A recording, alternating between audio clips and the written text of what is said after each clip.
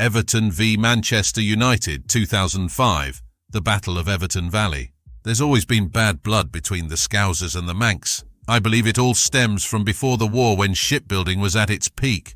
Something to do with Manchester biding a canal to bypass Liverpool's monopoly of the trade. Anyway, in the 70s and 80s, football rivalry really began to take off, and the rivalry between these two cities became legendary. We've discussed in another video the events of 1985, when Liverpool played Man United in one of the most hostile atmospheres anyone can remember. But 20 years later, events would get even nastier if that's possible. Let's review what happened on this legendary occasion. Described as the worst football violence ever to take place in Meyseyside, and the most sustained attack on Liverpool's police since the Toxteth riots more than 20 years previous. If the 500 officers on duty had any doubts there would be trouble following Saturday's match, then the sight of already bloodied Manchester United fans getting off the train at Lime Street just hours before the game surely removed them. This was a flashback to the 1970s, with a hardcore of United fans getting the ordinary train to try and stay out of the way of police, and with one thing in mind: causing mayhem. But Meyseyside police had already been informed by officers in Manchester that around 100 people, who appeared to be United supporters, were involved in scuffles at Piccadilly Station as they crossed paths with Leeds United fans. Several people were arrested at the scene, and the remaining crowd boarded the lunchtime train to Liverpool, where they carried on drinking. However, 4 hours later, the United fans were met with a torrent of bricks and bottles as they were escorted back to Lime Street along Everton Valley and Scotland Road. Despite there being around 35 police vans just yards away, dozens of trained police dogs and the force helicopter hovering above, the hooligans were not put off. How no one was seriously hurt is a mystery. The assault was as ferocious and sustained as anything seen in Liverpool for decades. Chief Inspector Armitt said around 300 rival supporters appeared, and there was a violent and large-scale confrontation. Officers intervened and came under attack. The rival fans were ripping up fences and bricks and throwing them at the crowd. These people who attach themselves to football clubs are not fans. Obviously, it was a slow process to move the crowd along Scotland Road, and the bombardment lasted for a full hour. I have been in this job for some time, and I can say it was the worst football-related violence ever seen in Liverpool.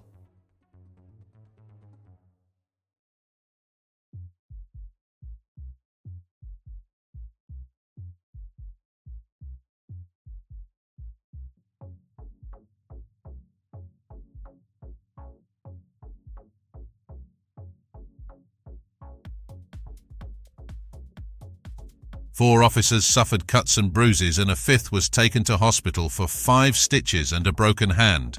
The riot-helmeted officers closed ranks and somehow managed to pin the United fans between them as missile after missile rained down on them. Other officers emerged from the melee and headed straight in the direction of where the missiles were coming from, only to see most of the hooligans escape into the labyrinth of side streets. The sense of chaos was added to by the appearance of hundreds of people from nearby housing estates and pubs, and yet more Everton fans who had heard the noise and decided they wanted to see what was happening. The fact that the violence was unfolding at the heart of a residential area only made matters worse. Terrified mothers grabbed the hands of their children and dragged them back home away from the melee. It is unclear exactly who was behind the attack. People at the scene talked of hearing rumours all day that a combination of Everton and Liverpool fans were intending to join forces to take on any United hooligans who dared to walk through their turf. What is clear is the assault was on a far greater scale than anything the police had expected.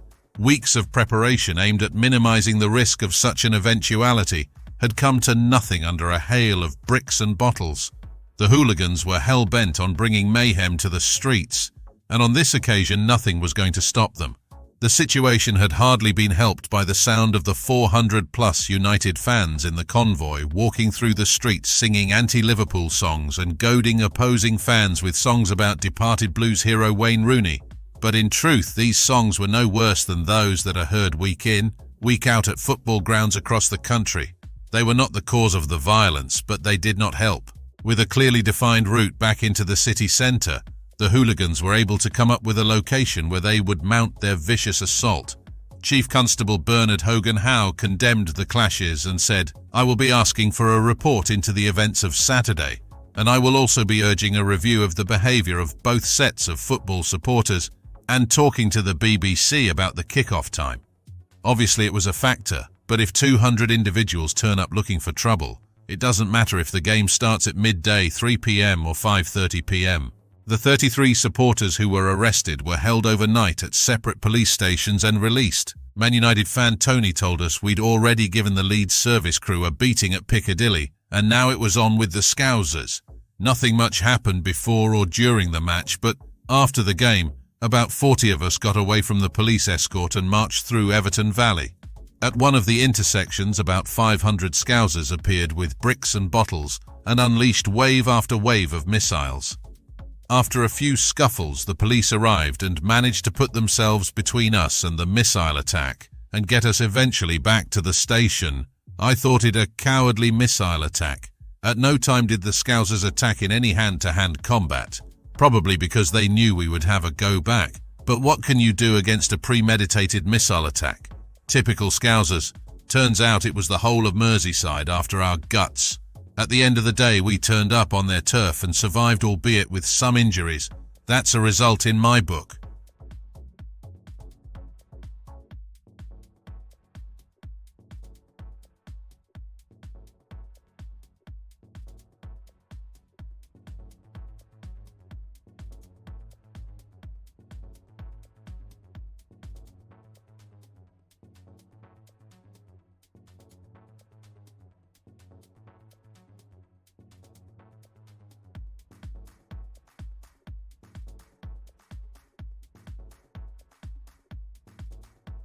Everton fan Andy told us, "They came looking for trouble and got found out. Fancy marching along the Scotty Road and thinking you're going to get away with it.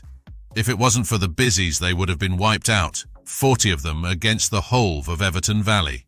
The trouble with United is they always had the numbers, but whenever they turn out against us with even numbers, they get done.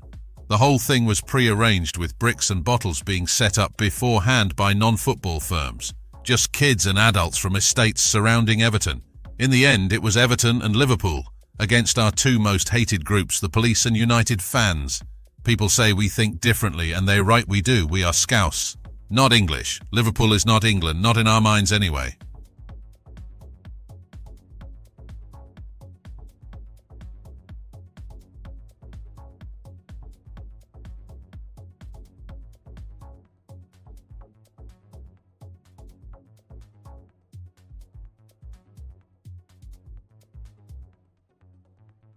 We thank Tony and Andy for their recollections.